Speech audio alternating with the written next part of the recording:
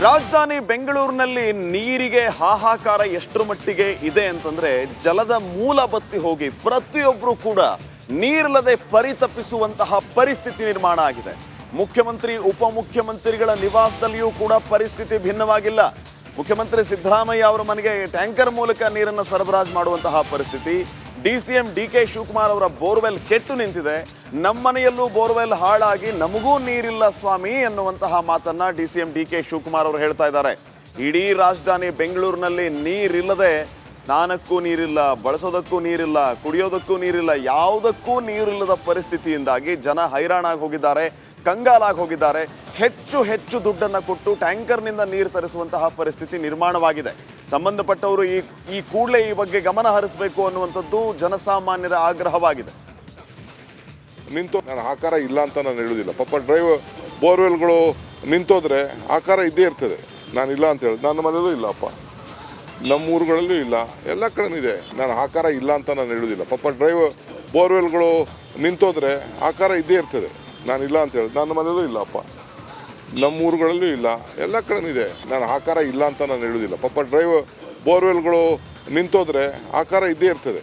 ನಾನಿಲ್ಲ ಅಂತ ಹೇಳೋದು. ನನ್ನ ಮನೆಯಲ್ಲೂ ಇಲ್ಲಪ್ಪ, ನಮ್ಮ ಊರುಗಳಲ್ಲೂ ಇಲ್ಲ, ಎಲ್ಲ ಕಡೆನೂ ಇದೆ. ನಾನು ಆಕಾರ ಇಲ್ಲ ಅಂತ ನಾನು ಹೇಳೋದಿಲ್ಲ. ಪಾಪ ಬೋರ್ವೆಲ್ಗಳು ನಿಂತೋದ್ರೆ ಆಕಾರ ಇದ್ದೇ ಇರ್ತದೆ.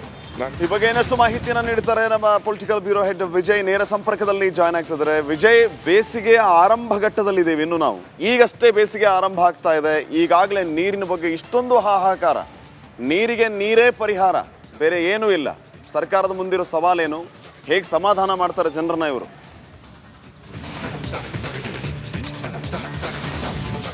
ಶ್ರೀಪಾದ್, ಸವಾಲು ಅನ್ನೋದರ ಜೊತೆಗೆ ಸರ್ಕಾರಕ್ಕೆ ಬೇರೆ ದಾರಿ ಕಾಣಿಸ್ತಾ ಇಲ್ಲ. ಅಕ್ಷರಶಃ ಬೆಂಗಳೂರು ನಗರ ಸೇರಿದಂತೆ ಇಡೀ ರಾಜ್ಯಾದ್ಯಂತ ಕುಡಿಯುವ ನೀರಿಗೆ ಹಾಹಾಕಾರ ಉಂಟಾಗಿರುವಂಥದ್ದು.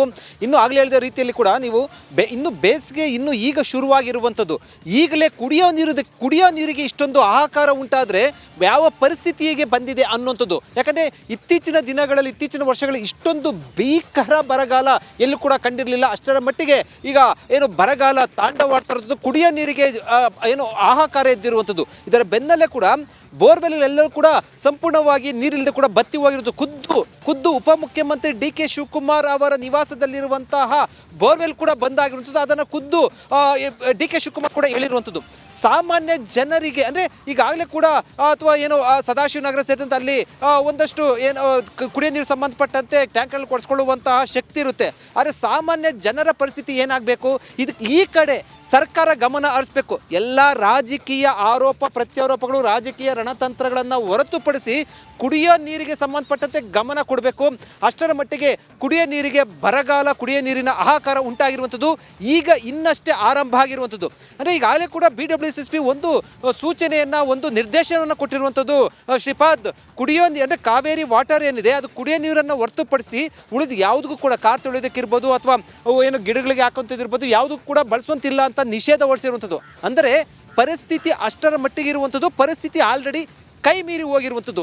ಈಗಲೇ ಈಗ ಶುರುವಾದರೆ ಇನ್ನು ಮುಂದಿನ ದಿನಗಳಲ್ಲಿ ಇದು ಮತ್ತೊಂದಷ್ಟು ಹಂತಕ್ಕೆ ಹೋಗುವಂಥ, ತಾರಕಕ್ಕೆ ಹೋಗುವಂಥ ಎಲ್ಲ ಸಾಧ್ಯತೆ ಕೂಡ ಇರುವಂಥದ್ದು. ಇದನ್ನು ಸರ್ಕಾರ ಹೇಗೆ ನಿಭಾಯಿಸುತ್ತೆ ಅನ್ನೋದು ಕಾದು ನೋಡ್ಬೇಕು. ಯಾಕಂದರೆ ಈಗಾಗಲೇ ಕೂಡ ಕಾವೇರಿಯ ಒಡಲು ಬತ್ತಿರುವಂಥದ್ದು, ಕಾವೇರಿಯ ನೀರು ಇಲ್ಲ. ಈಗ ಬೆಂಗಳೂರಿಗೆ ಇರುವಂಥ ಆಧಾರ, ಕುಡಿಯುವ ನೀರು ಆಧಾರ ಕಾವೇರಿ ನೀರಿಂದ ಬರುವಂಥದ್ದು ಇರುವಂಥದ್ದು. ಈ ಹಿನ್ನೆಲೆಯಲ್ಲಿ ಈಗ ಬೇರೆ ಕೂಡ ಅವರಿಗೆ ಸೋರ್ಸಸ್ ಇಲ್ಲ. ಹೇಗೆ ಇದನ್ನು ನಿಭಾಯಿಸ್ತಾರೆ ಅನ್ನೋಂಥದ್ದು ಕೂಡ ದೊಡ್ಡ ಯಕ್ಷ ಪ್ರಶ್ನೆ ಆಗಿರುವಂಥದ್ದು. ಪ್ರಶ್ನೆ ಅಲ್ಲ, ಯಕ್ಷ ಪ್ರಶ್ನೆ ಆಗಿರುವಂಥದ್ದು. ಇದಕ್ಕೆ ಸರ್ಕಾರ ಬಳಿ ಕೂಡ ಉತ್ತರ ಇಲ್ಲ. ಅಷ್ಟರ ಮಟ್ಟಿಗೆ ಗಂಭೀರತೆ ಇರುವಂಥದ್ದು.